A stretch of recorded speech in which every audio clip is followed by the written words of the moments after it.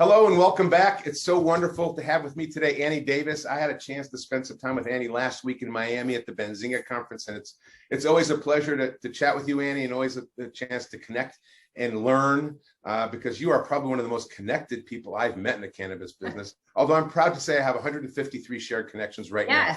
That's pretty good. She is the founder and CEO of Growing Impact, and she's on the advisory board of almost a half dozen different organizations, Jage Media, which is MJ Unpacked, West Creek Investment, Garden Society, the High Confectionery. She's highly connected, but what's most exciting is what she does. And it resonates with me as someone who's in the customer service area, who's in the customer experience area. Craig Binkley, who's on our board of advisors, likes to say that just because you have great packaging, great product, great price point, great distribution, congratulations, you're 30% of the way there. Really, the rest comes down to customer experience. And as the industry matures and grows up and really turns into a CPG, help us understand what that customer experience means to the industry, and also help me understand why I think the legacy industry is a little bit resistant to the messaging that we're coming across with. Mm-hmm. Yeah, well, hey, Dan, thanks so much for having me. Always great to speak with you as well. And it was great to see you in person last week in Miami. So my background, I think, per your comments, I am like a classically trained CPG brand marketer and brand builder. That's kind of where I cut my teeth in marketing. And I've spent the last 15 years building and leading marketing teams at early stage companies in emerging industries. So after kind of earning my stripes at the Clorox company in CPG brand management, I went into clean tech. And so I worked in the solar industry, biofuels, and kind of sustainable packaging. All kind of emerging incumbents to kind of traditional, let's say, energy sources or packaging sources, and see a lot of parallels from those industries to the legal cannabis industry today. When we think about the kind of incumbent, wellness offerings being, prescription drugs and opioids, let's say, or, alcohol, and the ways that consumers, historically have like self-medicated. And for me, cannabis is incredibly personal. It has been a huge wellness supplement for myself in my life for the last 20 years or so. But cannabis kind of has a branding problem. The branding of weed, the branding of marijuana, the branding, even so, the word cannabis, has only really kind of come to popularity in the last several years as part of the industry's attempt to rebrand itself away from the stigma associated with marijuana and weed, and this notion that was propagated by the war on drugs, that cannabis was some evil, that marijuana was kind of this evil plant that no good could come from, when all of those of us who have been consumers for many years are well aware of its therapeutic benefits. So my attraction to the cannabis industry was personal and then also professional, because I felt like with this industry, we have this once in a lifetime opportunity to build and shape an industry in, leveraging everything that we know has worked well in other industries, but also building an industry that kind of doesn't necessarily look like any other industry. And so I bring this up because we are, in the very, very, very early stages of legal cannabis. And in this industry to date, really like brand has meant like product name, logo, packaging, and kind of maybe distribution. Whereas a brand truly represents a promise. It's a promise to a consumer about the experience they're going to have. The reason consumers choose brands and then are loyal to those brands over time is fully repeatable experience. Is because these are fully repeatable experiences, because you have a certain need that you're seeking a product or service to fill. Like, I'm thirsty, so I am going to buy a soda, or I'm going to buy a Gatorade. And if that product quenches my thirst and makes me feel better and solves that need, then I will likely go buy the same product again. And so in cannabis, we have a huge, pathway to navigate, because we're emerging from this traditional industry in which consumers didn't have choice.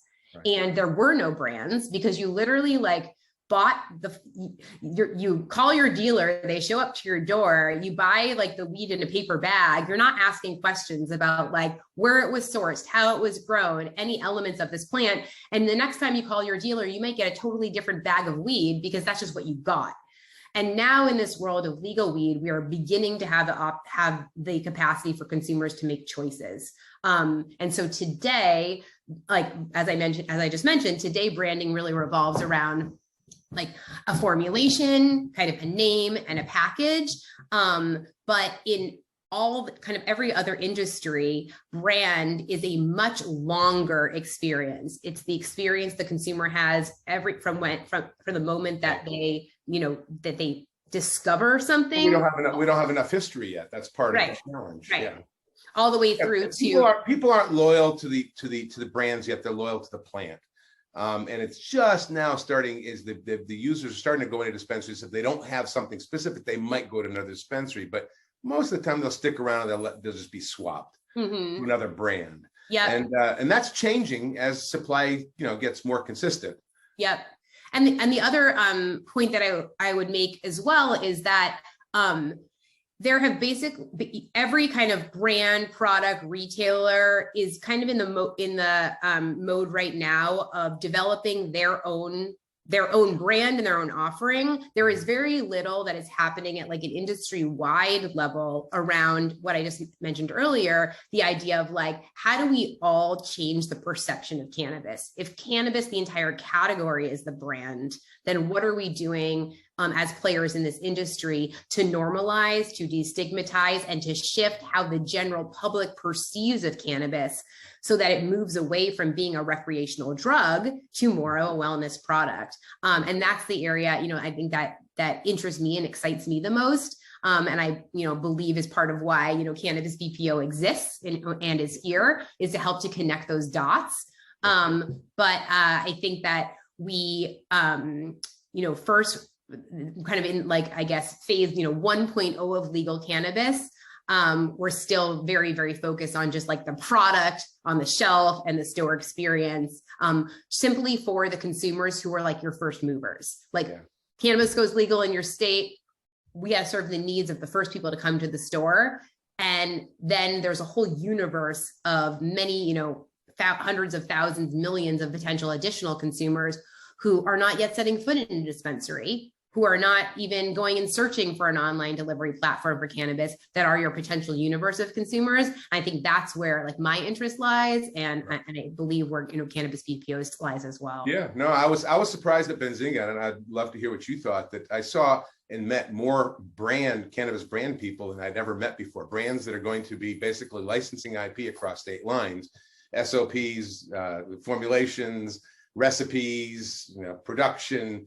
And just literally licensing it across state lines. And that's been going on, obviously, but it seems to be taking off, which I think speaks to what you and I are talking about, that brand is king. It's about, at the end of the day, it's about the brand, and we're starting to see that establish. I don't know if you saw that as well. Yes. No, absolutely.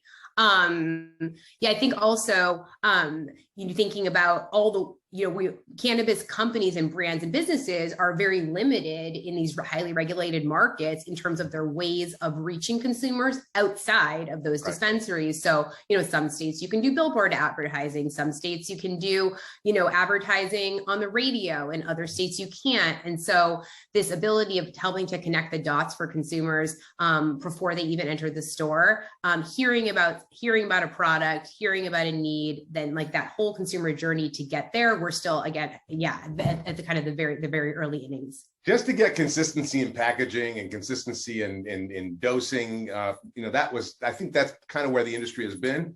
Gosh, I'd love to say if it's 10 milligrams, it's 10 milligrams every single time. And, because everybody who's an experienced user has time with it. Well, it tastes different this time, or it was stronger this time, or weaker this time. And can you imagine going into a bar and drinking beer and said, it doesn't taste quite the same as the last time I had this Michelob Ultra? Right. that's been the biggest hurdle until now. So now that we're kind of getting that consistency, I think people are finally starting to focus on the experience. Exactly. Yeah, completely. I agree with you. I think the other thing as well with cannabis that makes it different from a lot of other like substances and pharmaceuticals, et cetera, is that cannabis affects individuals differently depending on who you are. And just the same strain of flower, let's say, that has, a terpene profile of, I don't know, limonene and caryophyllene and beta-caryophyllene and myrcene, let's say, that may make somebody like me be really like jumpy and talkative and social, and it maybe put somebody else to sleep. So there's a big element in cannabis for consumers around like trial and error and figuring out the right dosage, but also the right products and the right strains that work for you. And I think that we are missing a lot of the resources in this industry to help consumers navigate that journey. So that absolutely, especially that drives me crazy that the medical professionals refuse to deal with this discussion. They basically recommend, and then you're on your own. In most states, and some doctors, and I always attracted the doctors that do like to talk about it and actually help the patient journey, a true patient.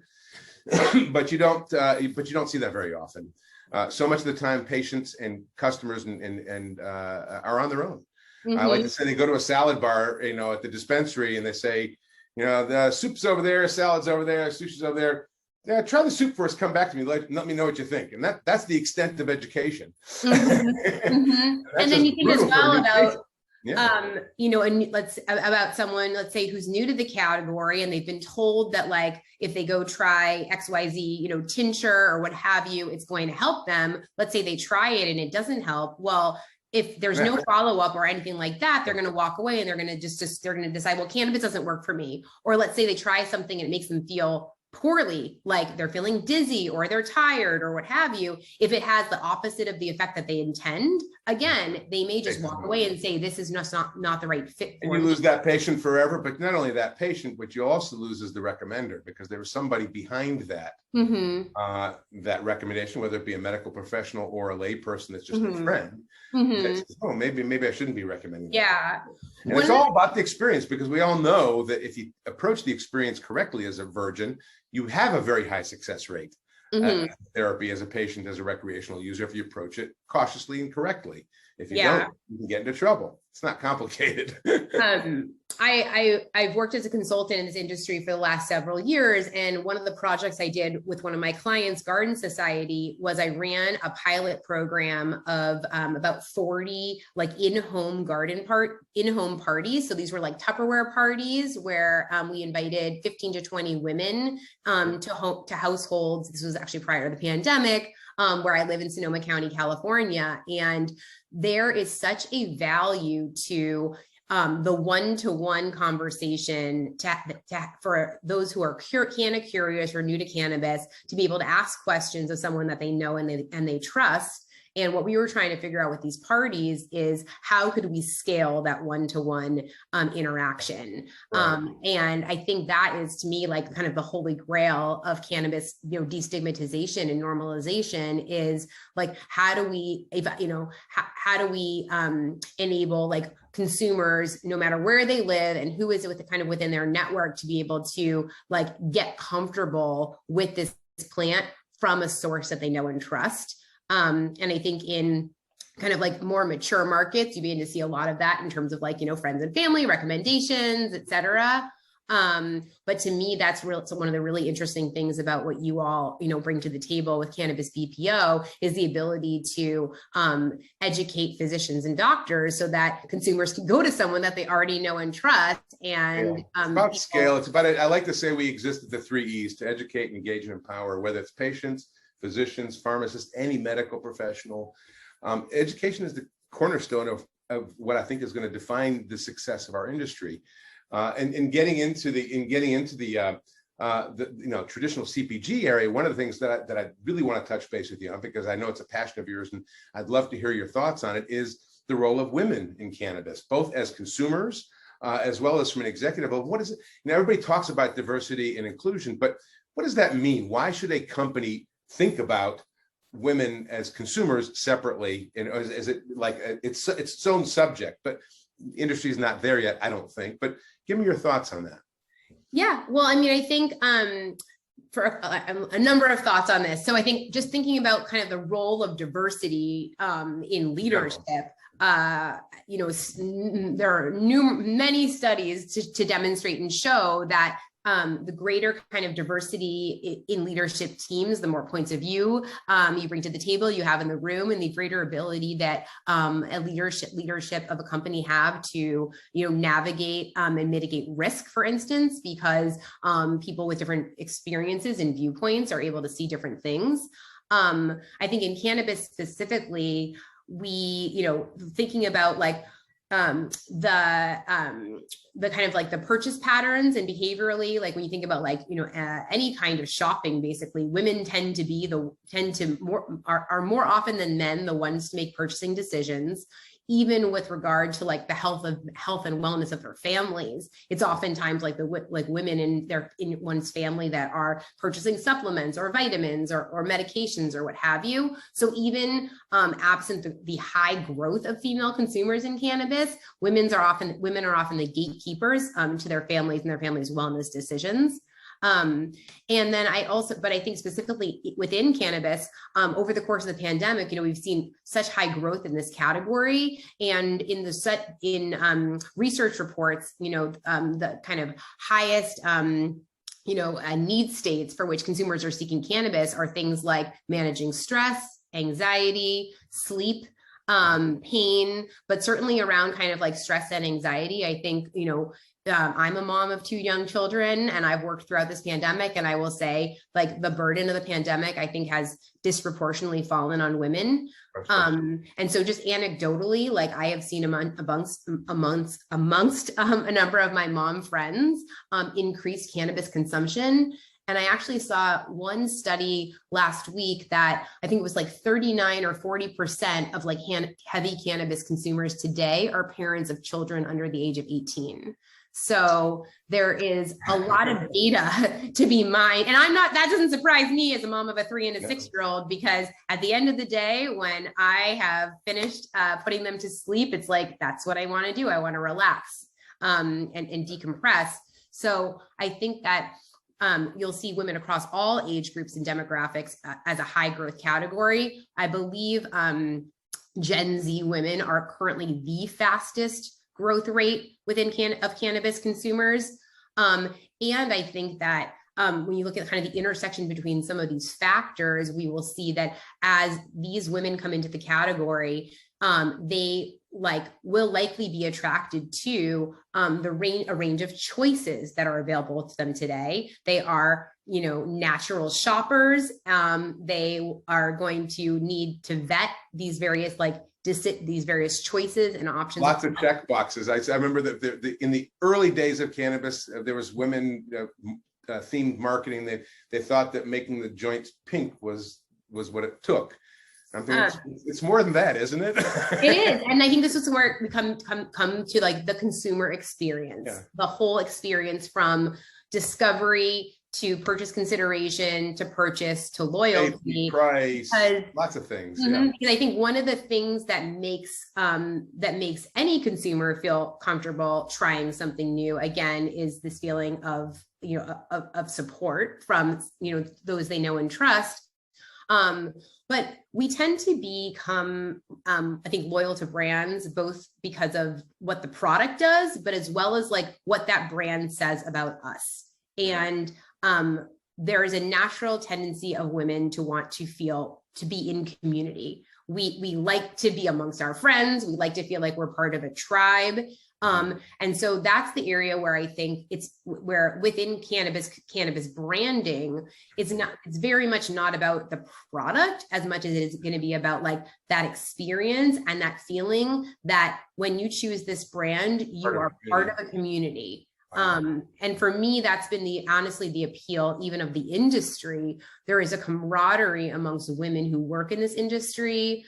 There's a camaraderie amongst women who are entrepreneurs in this industry, are executives, but there's this sense of kind of being in this together. And I think that's going to be the same, very similar for female consumers who are new to the category, or even historical consumers who are not yet brand loyal, choosing brands because they are proud about how this brand reflects them as a person. Yeah. That's, boy, you packed so much into that and said, it's intuitively, it makes sense, but you're honestly the first person I've talked to in cannabis that articulates it in such a way. It really is about community, and it's obvious when you think about it. Of course, it's about community.